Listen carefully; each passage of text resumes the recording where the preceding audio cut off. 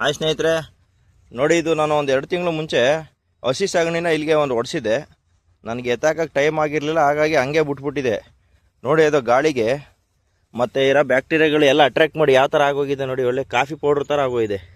ಮತ್ತು ಎಷ್ಟು ಸೂಕ್ಷ್ಮ ಜೀವಿಗಳೈತಿ ಇದರಲ್ಲಿ ಅಂದರೆ, ಇರುವೆಗಳಾಗಿರ್ಬೋದು ಮತ್ತು ಯಾವುದೋ ಹುಳಗಳು ಅವು ಇವು ಎಲ್ಲ ತಿಂದು ಗೊಬ್ಬರನ ಒಳ್ಳೆ ಕಾಫಿ ಪೌಡ್ರ್ ಮಾಡ್ದಂಗೆ ಮಾಡಿಬಿಟ್ಟಿದೆ. ಏನೇನೋ ಬ್ಯಾಕ್ಟೀರಿಯಾ ಕಲ್ಚರ್ಗಳೆಲ್ಲ ಹಾಕಬೇಕು, ಹಾಕಿದರೆ ನಿಮ್ಗೆ ಈ ಥರ ಕಾಫಿ ಪೌಡ್ರ್ ಥರ ಆಗುತ್ತೆ ತಿಪ್ಪೆ ಅಂತ ಹೇಳ್ತಾರೆ.